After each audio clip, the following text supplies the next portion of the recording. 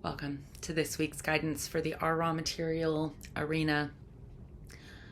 I am Tavish Cardiff, one of the co-founders of the practice. My friend and business partner, Quan Tracy Cherry, unexpectedly passed in the last week, and I'm not sure how I'm going to get through this video, but I feel like it's important to make one. I come here every week and give a little guidance for the ORM pillar, and just point out that Quan left us on day one of Food Week.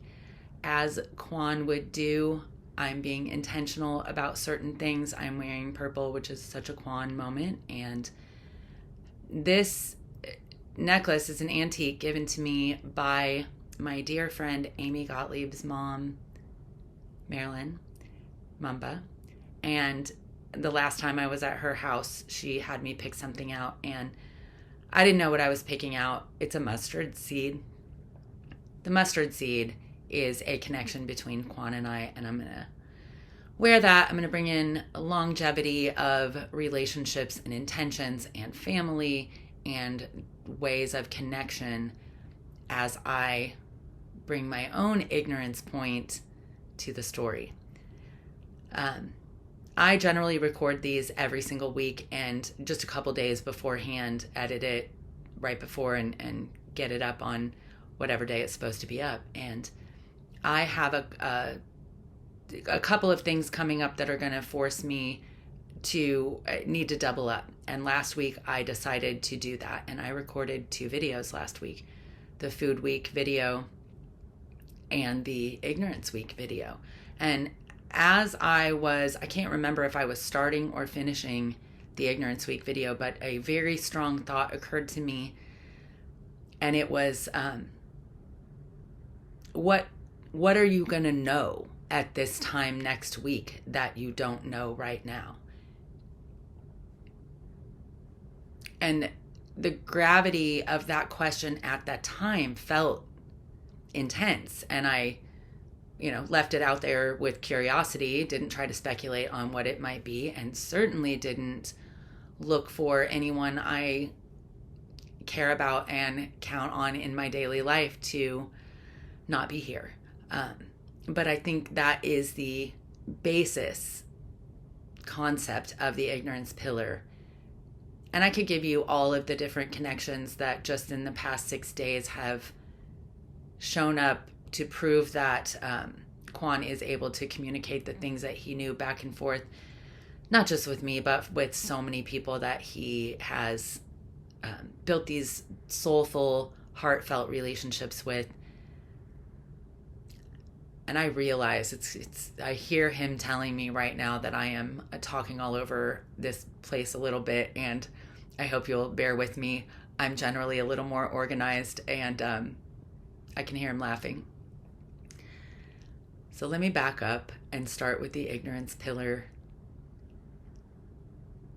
The question for ignorance is, how much of everything there is to know in the entire world do you personally know? And when he started answering that question, he came up with a number, and occasionally he would just revise it down.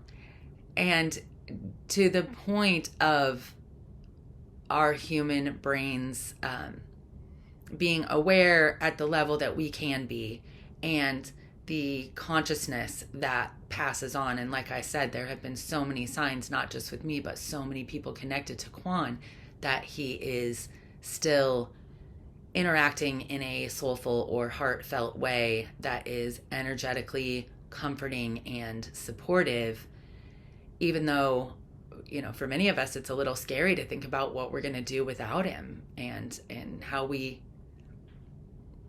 keep doing what we do without calling him to say, hey, what do you think of this? I am lucky enough that Quan and I had finished a astrology-based curriculum that we were working on. That's the area of expertise that he's been in his entire professional career, other than his law school stint. And this has been something he's been incredibly excited about. And in the last few weeks, as we finished the practice itself, and it felt solid, and we were working with it, and he had really become aware in his own mind-body connection at a deeper level. And there was a word that we used when we first started working with this stuff 5 years ago, awareing.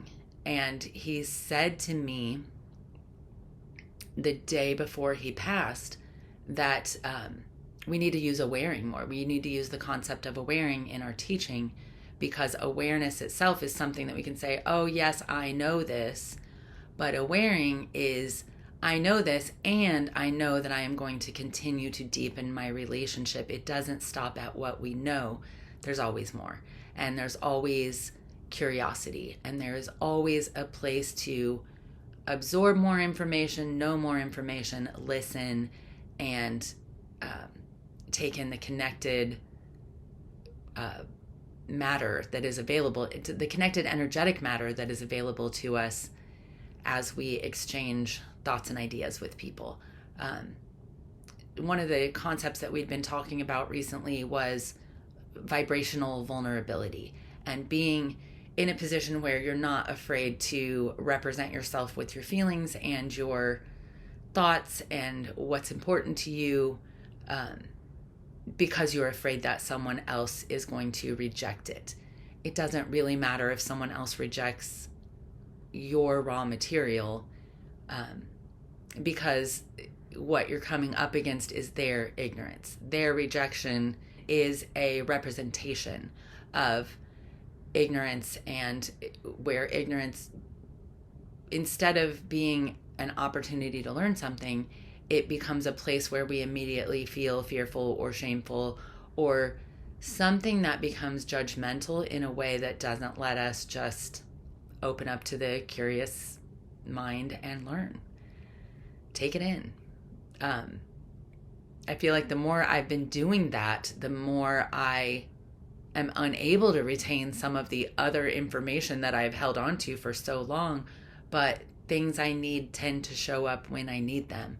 And I don't know how to quantify that. I heard it. Or qualify that without, I just don't know how to do that. But I will keep testing it in ways that keep proving it to me. And in the raw material arena, that's really what we have.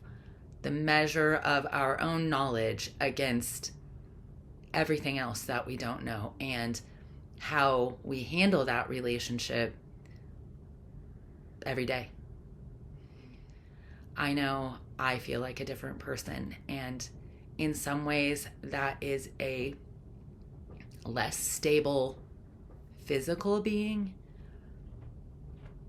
and in another way it is a strengthening of just my knowledge of the resources and the vibrations and the energetic matter that has surrounded Quan in ways that I didn't know.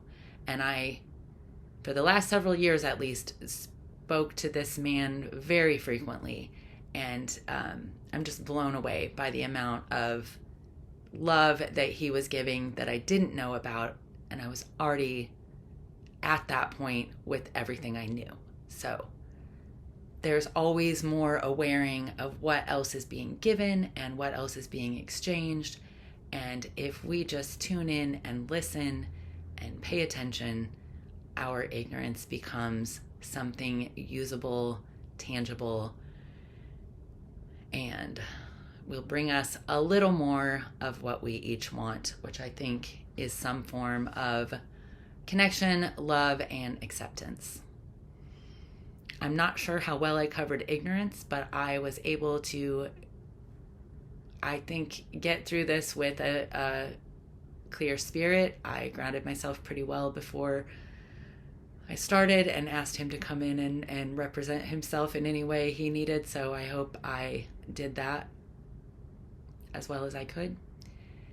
And I will be back next week to talk about emotion, where perhaps my denial will have subsided just enough to lean into what it's going to feel like to navigate this ocean of feeling and being without my co-pilot.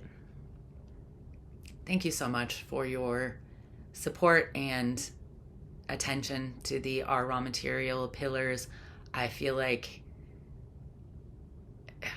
we built them for people that love him to start using them to continue their own relationship with the things that he said and the things that he offered to each of us. Just wake it up and go.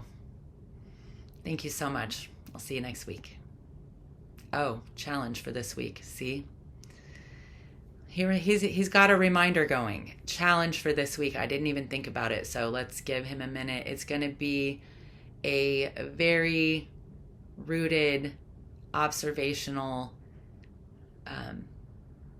observance of how many things around us are talking that we aren't paying attention to.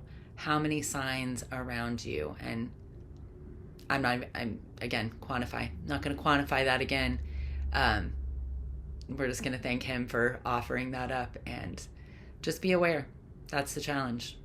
Increase your awareness by awareing in directions that you don't normally look. I'll see you next week. We'll talk about how it feels.